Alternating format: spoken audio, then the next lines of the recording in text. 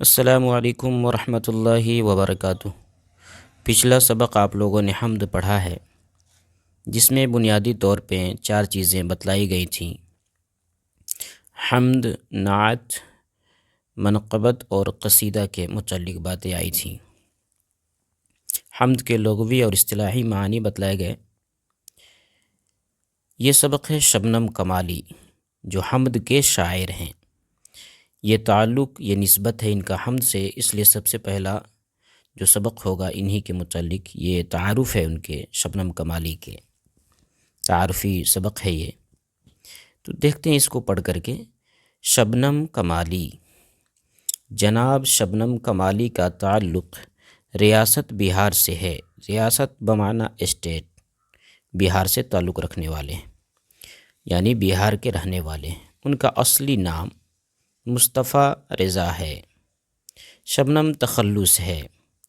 یہاں پہ تخلص آیا ہے، آپ لوگوں نے قواعد میں پڑھا ہوگا کہ تخلص اس نام کو کہتے ہیں جو شاعر اپنے نظم یا غزل کے آخری بند، مقطع کے جو بند ہوتا ہے اس میں استعمال کرتا ہے، اسے تخلص کہتے ہیں۔ تو ان کی پیدائش 22 جولائی 1938 کو عیسوی کو پوکھرا ضلع سیتامڑھی میں ہوئی۔ پوکھرا ضلع سیتامڑھی میں ہوئی۔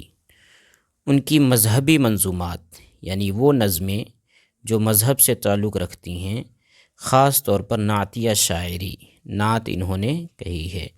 نعتیہ شاعری کے کئی مجموعے شائع ہو چکے ہیں، چھپے ہیں۔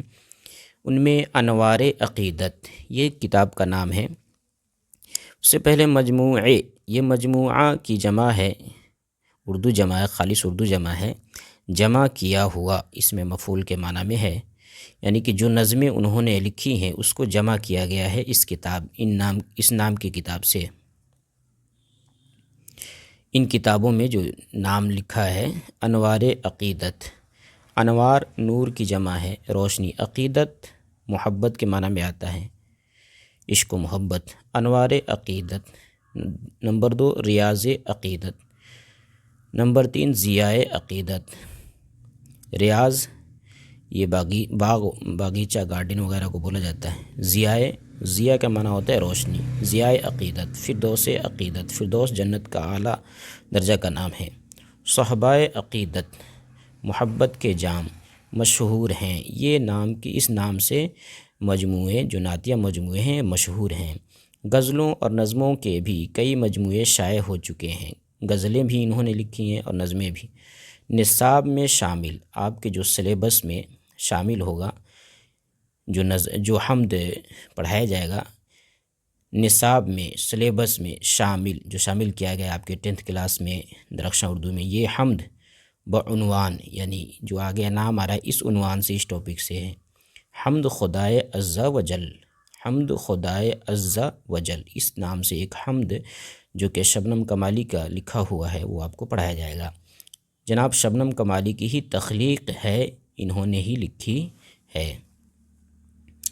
شبنم کمالی نے اپنی زندگی کا بیشتر، زیادہ تر حصہ پاٹ وعظ و تبلیغ، وعظ دین کی باتیں بتلانا، تبلیغ اس کو پھیلانا، اسلامی وعظ و تبلیغ، اسلامی یعنی جو اسلامی باتیں ہیں اس کو پھیلانا، اس کو بتلانے میں، اور مذہبی اقدار، مذہب سے متعلق باتیں، اقدار قدر کی جمع ہے، قدر و قیمت، پیمانے کی تلقین میں صرف کی ہے، سکھلانے میں، پڑھانے میں، بتانے میں خرچ کی ہے زیادہ اپنی زندگی۔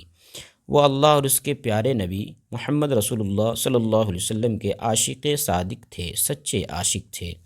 چنانچہ اپنی تقریروں، یہ تقریر کی جمع ہے، خالص اردو ہے، عربی جمع اس کی تقاریر آتی ہے، اور شعری تخلیقات، تخلیق کی جمع ہے تخلیقات، جو انہوں نے شعر و شاعری کی ہے، میں انہوں نے اپنے بھرپور والہانہ جذبات کا اظہار کیا ہے۔